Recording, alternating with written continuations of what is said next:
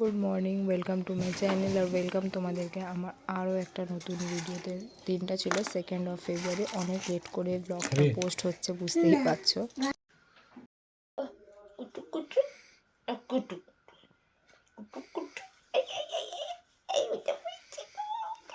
বিয়ের 6 ইয়ার পরে first time mister হককে ছেড়ে মাম্মি পাপার সাথে কোথাও ঘুরতে যাচ্ছি, তো মনটা স্বাভাবিকভাবেই খারাপ হচ্ছিল।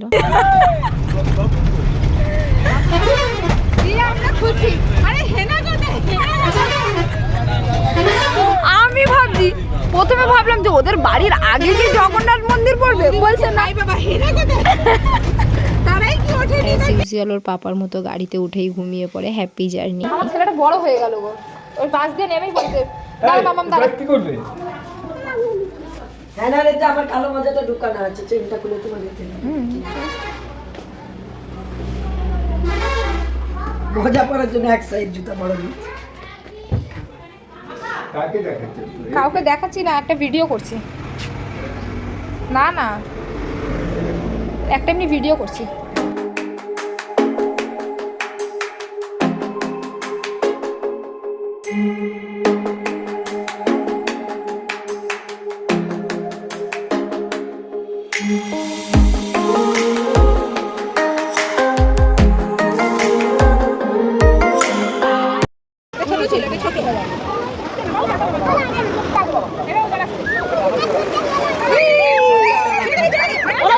তোমরা নিশ্চয়ই বুঝতে পেরে গিয়েছো যে আমরা কোথায় গিয়েছিলাম। আমরা দীঘায় গিয়েছিলাম, একটা ফ্যামিলি ট্রিপ ছিল আমাদের। তো গিয়ে লাঞ্চটা সেরে ফেলে আবার আমি দীঘায় গেছি। ক্র্যাব খাবো না, এটা তো হতে পারে না, একমাত্র দীঘায় গেলেই তখন আমি ক্র্যাব খাই। তো ক্র্যাবটা খেয়ে এইবারে ক্র্যাবটা খেয়ে আমি মারাত্মকভাবে ঠকে গিয়েছিলাম। তো একটু রেস্ট নিয়ে আমরা সন্ধ্যাবেলায় সোজা চলে গিয়েছিলাম ঢেউসাগর। তোমরা দেখতেই পাচ্ছ। আর এখন দীঘায় ঘুরতে যাওয়া মানে এখন টপ জায়গা হচ্ছে ঢেউসাগর। এই যে মানে পুরো আগের বছর এইটা চড়ে আমরা খুব বোকা হয়ে গেছিলাম। আগের বছর না, যখন নতুন উদ্বোধন হয়েছিল তখন। তো তোমরা তো দেখতেই পাচ্ছ এখন রয়েছি ঢেউসাগরে। আর এই ফার্স্ট টাইম আমি সেকেন্ড টাইম ওল্ড দীঘাতে মানে স্টে করলাম আমরা। তো আসা থেকে আর এই ঢেউসাগরে আসার আগে পর্যন্ত একটা মানে মিনি ব্লগ করেছি, তোমরা তো দেখেইছো। আর এখন ভাবলাম না পুরোপুরি ব্লগটা করি। দেখো এখন আমি যখন লাস্ট টাইম এসেছিলাম ভেতরে এত স্টল ছিল না, এখন দেখো অনেক স্টল হয়ে গেছে।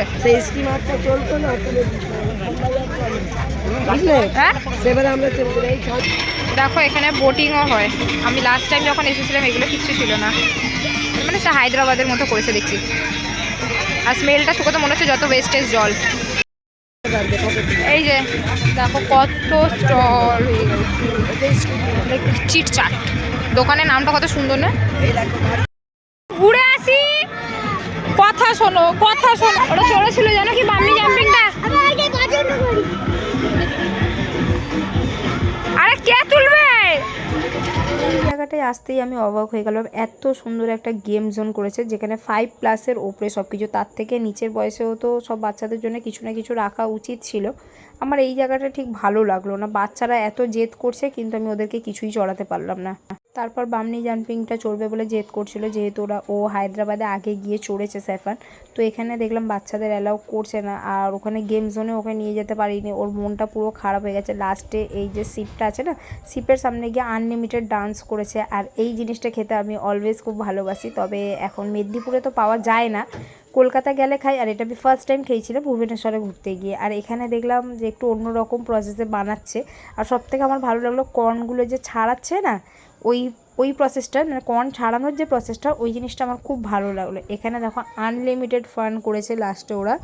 মেনলি এই দীঘা ট্রিপটাতে মানে রিয়ান্সি আর স্যাফান দুজনে প্রচুর এনজয় করেছে। বাচ্চারা যদি আনন্দ করে তাহলেই তো ঘুরতে যাওয়াটা আমাদের সাকসেস হয়ে যায়। তো আজকের ভিডিওটা এইটুকুনি রইলো। যদি কিছু ভালো লেগে থাকে তো please to like, comment, share and subscribe করতে একদম ভুলো না। তাদের সাথে দেখা হচ্ছে দীঘা পার্ট 2 ব্লগে।